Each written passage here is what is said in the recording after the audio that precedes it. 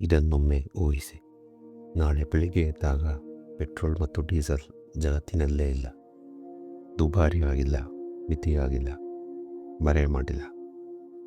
ಅದು ಶಾಶ್ವತವಾಗಿ ಮಾಯವಾಗಿದೆ. ಮೊದಲಿಗೆ ಜನರು ಇದು ತಾಂತ್ರಿಕ ಸಮಸ್ಯೆ ಎಂದು ಭಾವಿಸುತ್ತಾರೆ. ಕೆಲವೇ ಗಂಟೆಗಳಲ್ಲಿ ಇದು ನಾಗರಿಕತೆಯ ಸಮಸ್ಯೆ ಎಂಬುದು ಗೊತ್ತಾಗುತ್ತದೆ. 1 ಗಂಟೆಯ ನಂತರ ಪೆಟ್ರೋಲ್ ಬಂಕ್ಗಳು ಜನರಿಂದ ತುಂಬುತ್ತವೆ, ಆದರೆ ಯಾರಿಗೂ ಇಂಧನ ಸಿಗುವುದಿಲ್ಲ. ಸೋಷಿಯಲ್ ಮೀಡಿಯಾ ಸಿಡಿಯುತ್ತದೆ. ಏಕಾಏಕಿ ಎಲ್ಲರೂ ಇಂಧನ ತಜ್ಞರಾಗುತ್ತಾರೆ. 6 ಗಂಟೆಗಳ ನಂತರ ಡೆಲಿವರಿ ಸೇವೆಗಳು ನಿಲ್ಲಲು ಆರಂಭಿಸುತ್ತವೆ. ವಿಮಾನಗಳು ರದ್ದಾಗಲು ಆರಂಭಿಸುತ್ತವೆ.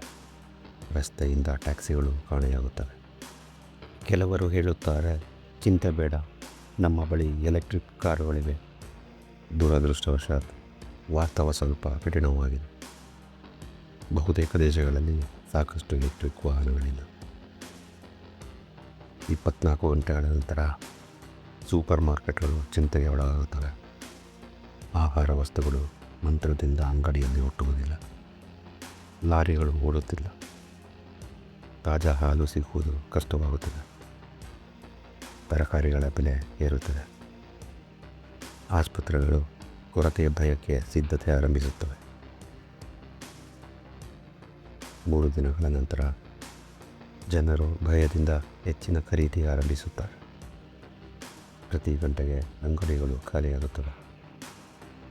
ಮಾನವ ಕುಲ ಜಾಗತಿಕ ಸಂಕಷ್ಟವನ್ನು ಎದುರಿಸುತ್ತದೆ ಮತ್ತು ಯಾರೋ ಇನ್ನೂ ಒಬ್ಬರು ಕೇಳುತ್ತಾರೆ, ನಮಗೆ ಇವತ್ತೇ ಡೆಲಿವರಿ ಸಿಗುತ್ತಾ ಅಂತ. 1 ವಾರದ ನಂತರ ಲಕ್ಷಾಂತರ ಜನ ಕೆಲಸಕ್ಕೆ ಹೋಗಲಾಗುವುದಿಲ್ಲ. ಕಾರ್ಖಾನೆಗಳು ಉತ್ಪಾದನೆ ಕಡಿಮೆ ಮಾಡುತ್ತವೆ. ರೈತರು ದೊಡ್ಡ ಸಂಕಷ್ಟ ಎದುರಿಸುತ್ತಾರೆ. ಹೆಚ್ಚಿನ ಟ್ರ್ಯಾಕ್ಟರ್ಗಳಿಗೆ ಡೀಸೆಲ್ ಬೇಕು. ಆಹಾರ ಉತ್ಪಾದನೆ ನಿಧಾನವಾಗುತ್ತದೆ. ದೇಶಗಳು ತಮ್ಮ ಸಂಪನ್ಮೂಲಗಳನ್ನು ಉಳಿಸಿಕೊಳ್ಳಲು ಆರಂಭಿಸುತ್ತವೆ. 1 ತಿಂಗಳ ನಂತರ ಜಾಗತಿಕ ವ್ಯಾಪಾರಕ್ಕೆ ಭಾರೀ ಹೊಡೆತ ಬೀಳುತ್ತದೆ. ಕೆಲವು ಆರ್ಥಿಕತೆಗಳು ಕುಸಿತಕ್ಕೆ ಹೋಗುತ್ತವೆ. ಸರ್ಕಾರಗಳು ತುರ್ತು ಕ್ರಮಗಳನ್ನು ಘೋಷಿಸುತ್ತವೆ. ಬ್ಲಾಕ್ ಮಾರ್ಕೆಟ್ಗಳು ಕಾಣಿಸಿಕೊಳ್ಳುತ್ತವೆ. ಎಲ್ಲೋ ಯಾರೋ ಒಬ್ಬರು ಉಳಿಸಿಟ್ಟಿದ್ದ 1 ಲೀಟರ್ ಪೆಟ್ರೋಲನ್ನು 1 ಮೊಬೈಲ್ನ ಬೆಲೆಗೆ ಮಾರುತ್ತಿದ್ದಾರೆ. 6 ತಿಂಗಳ ನಂತರ ಮಾನವ ಕುಲ ಇನ್ನೂ ಹೋರಾಡುತ್ತಿದೆ. ಸಮಾಜ ಇನ್ನೂ ಸಂಪೂರ್ಣ ಹೊಂದಿಕೊಂಡಿಲ್ಲ. ನಗರಗಳು ಮತ್ತೆ ಹೇಗೆ ಕೆಲಸ ಮಾಡಬೇಕು ಎಂಬುದನ್ನು ಕಲಿಯುತ್ತಿವೆ. ಸೈಕಲ್ ಮಾರಾಟ ಭಾರೀ ಏರಿಕೆ ಕಾಣುತ್ತದೆ. ಸಾರ್ವಜನಿಕ ಸಾರಿಗೆ ಇತಿಹಾಸದಲ್ಲೇ ಅತ್ಯಂತ ಮುಖ್ಯವಾಗುತ್ತದೆ. ವಿಜ್ಞಾನಿಗಳು ಹಗಲು ರಾತ್ರಿ ದುಡಿಯುತ್ತಾರೆ.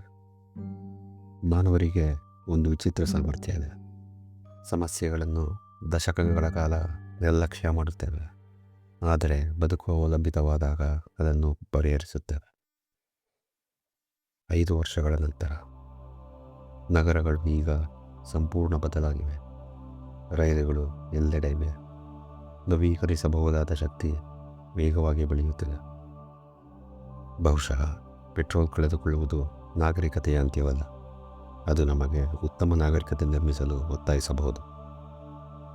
ಇತಿಹಾಸ ಒಂದು ವಿಷಯ ತೋರಿಸುತ್ತದೆ, ವಿಪತ್ತುಗಳಿಗೆ ಮುಂಚಿತ ಸಿದ್ಧತೆಯಲ್ಲಿ ಮಾನವರು ಅಷ್ಟೊಂದು ಉತ್ತಮರಲ್ಲ ಎಂದು.